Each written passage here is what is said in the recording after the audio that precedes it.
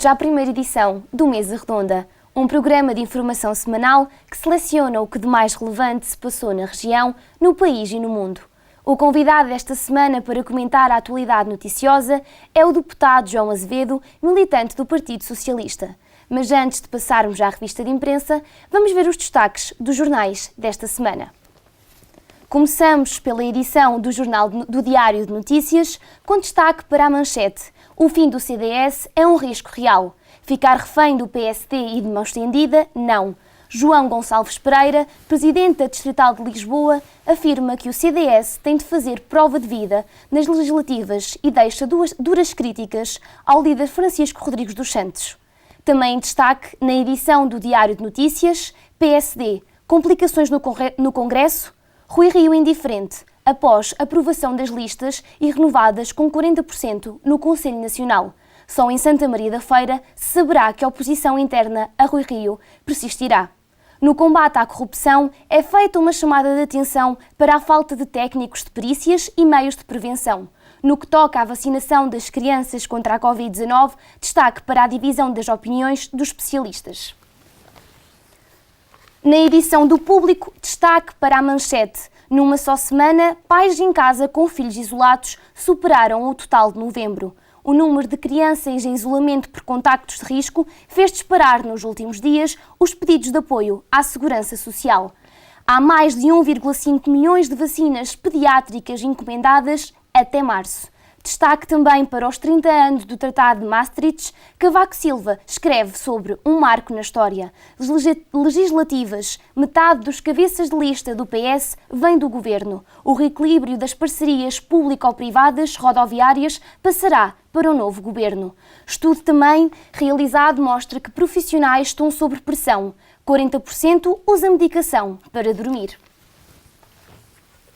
No Jornal de Notícias, o destaque vai para a condenação de chefe de acólitos por crimes sexuais contra menor. A vítima, de 14 anos, frequentava a catequese na paróquia de Felgueiras. O agressor é casado e com 2 filhos. A diocese só suspendeu após a leitura da sua sentença.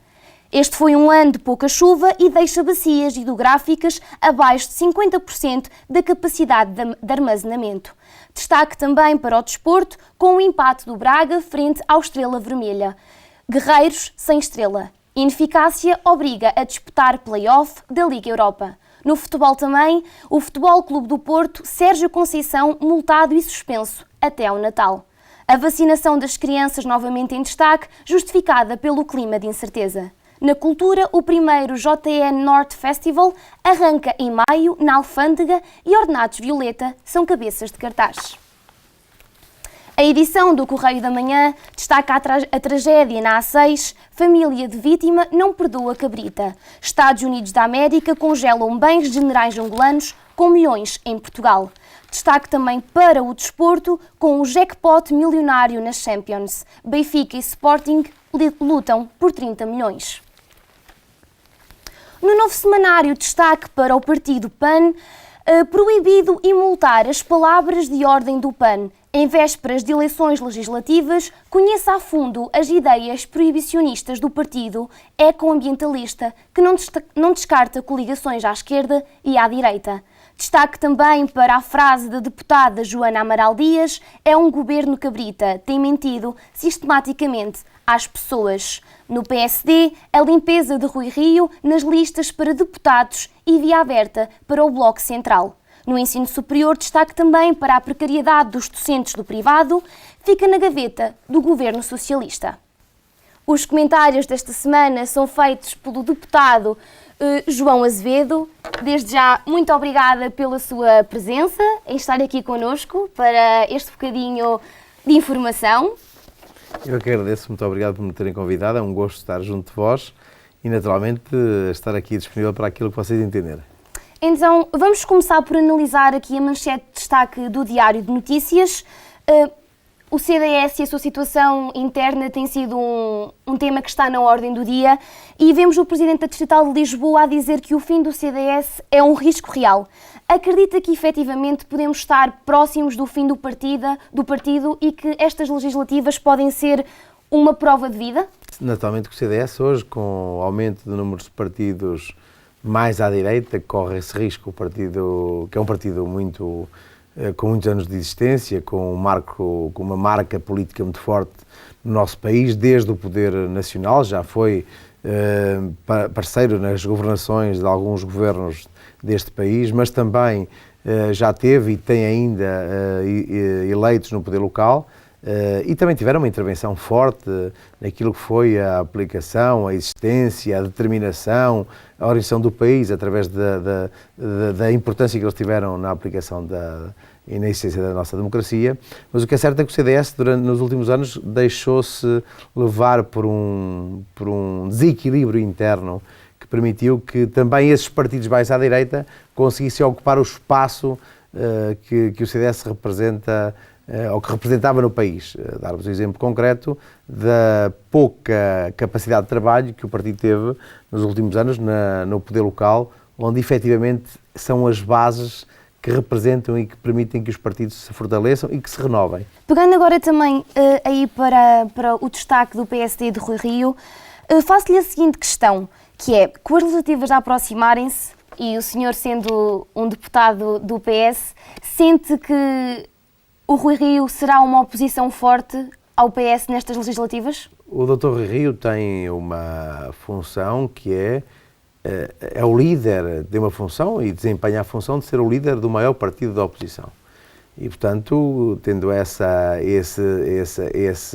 desígnio, essa função, tem sempre a ambição de ter o melhor resultado possível. Eu acredito que o Partido Socialista vai ganhar as eleições, até porque é dar continuidade a um projeto que foi interrompido a meio do mandato de uma legislatura, e o PSD também, ao fim e ao cabo, durante estes últimos anos, também porque esteve muito numa situação de grande instabilidade interna, porque não demonstrou aos portugueses o quanto seriam importantes as suas medidas para que os portugueses pudessem acreditar nesta alternativa, e mais do que isso também, acha que uma herança daquilo que eles iam dizendo ao longo dos anos, que o diabo vinha aí, que o mundo tinha que ser pior, que as pessoas tinham que viver, que não podiam viver desta maneira como estão a viver, ou seja, mais do que tudo, o facto de termos passámos e estamos a passar por a maior crise mundial sempre, em Portugal, na Europa e no mundo, com esta crise pandémica que afeta a área social, afeta o equilíbrio social, afeta a área financeira,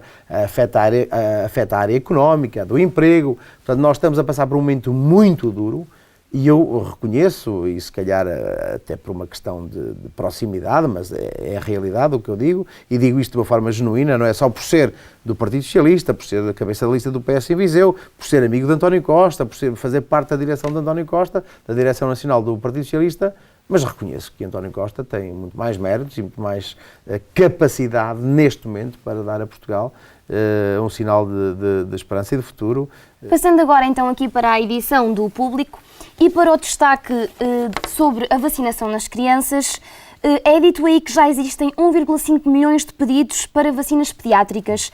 Acredita que a vacinação das crianças dos 5 aos 11 anos é efetivamente necessária para travar a pandemia? Bem, esta questão da vacinação das crianças, como sabemos e como é dito e como é lido, é uma situação que tem várias avaliações. Nós conseguimos ser o país com maior índice de vacinação da Europa, com ser mais de 85% de pessoas que estão vacinadas.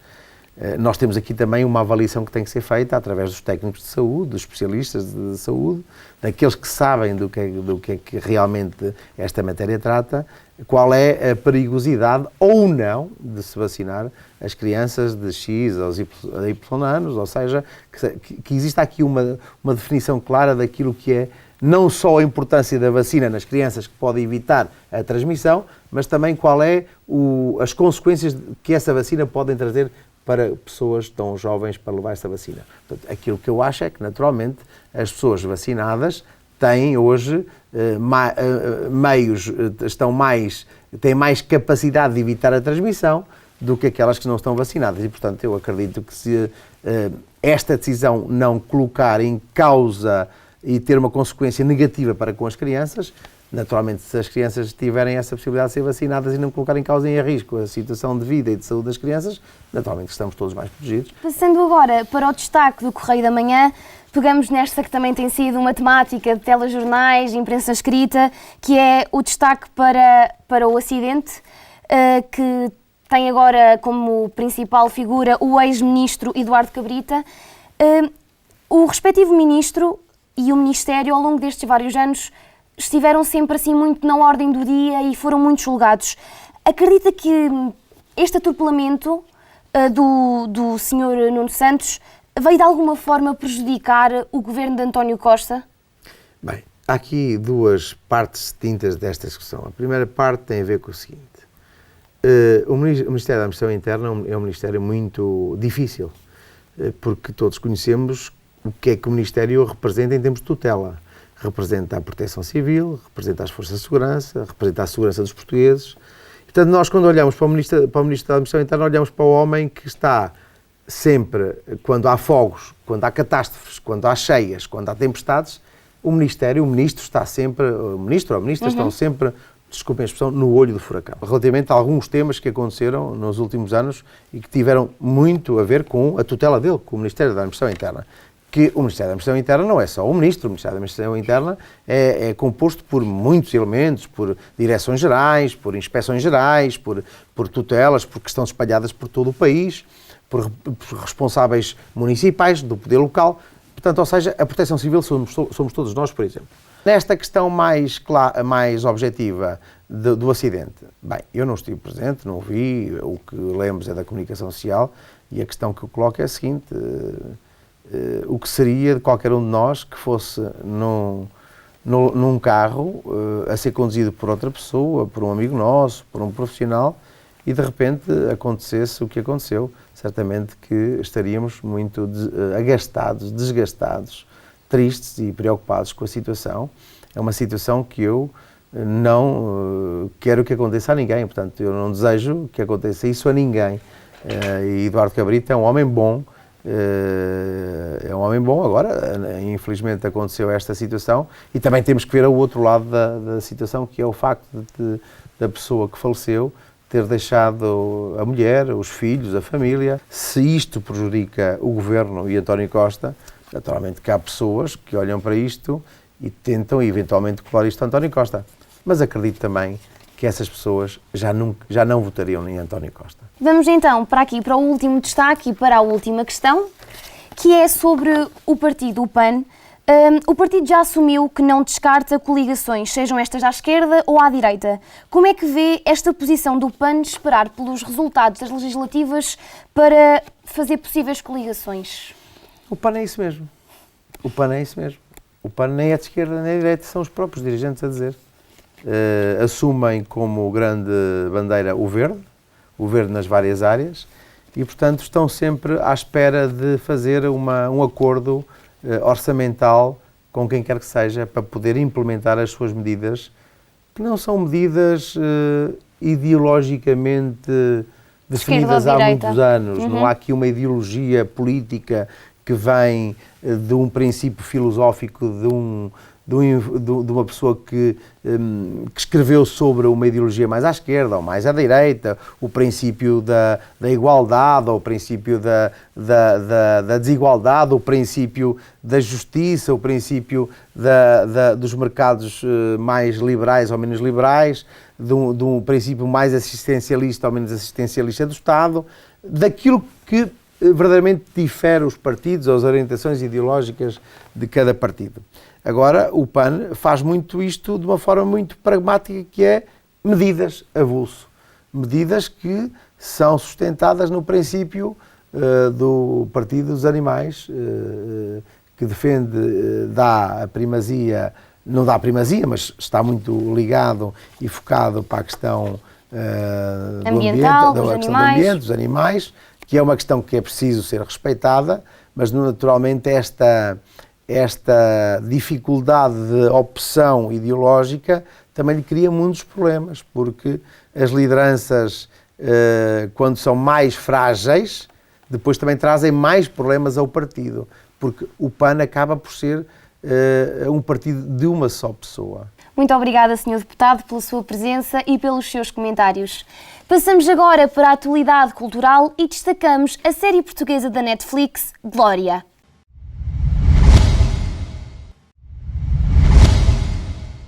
Glória é um thriller de espionagem e ação passado em Portugal nos anos finais da ditadura do Estado Novo e ainda durante a Guerra Fria. Apesar de ser uma história de ficção assente num contexto e factos reais, a ação concentra-se na aldeia de Glória do Ribatejo, onde durante décadas funcionou um centro norte-americano de transmissões, que tinha como objetivo transmitir propaganda ocidental para os países do Bloco de Leste. A produção portuguesa chegou a estar em primeiro lugar no ranking diário da plataforma Netflix e a primeira temporada conta com 10 episódios. A série conta com a participação de Vitória Guerra, Afonso Pimentel, Adriano Luz, Carolina Amaral, Joana Ribeiro, Álvaro Jerónimo, entre outras caras conhecidas. Em seguida, o nosso momento de entretenimento. Fiquem com Mariana Mendes numa performance de dança K-pop.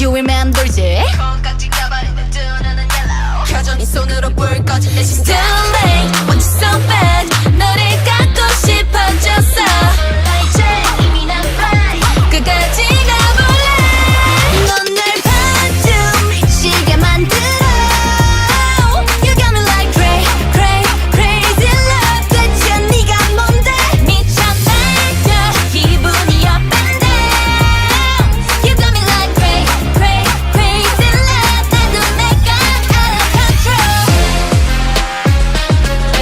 I'm getting loco loco I'm getting loco loco E com isto me despeço. A informação regressa à TV na próxima semana. Desejo-lhe uma ótima semana e cá nos encontramos de hoje a 8 dias.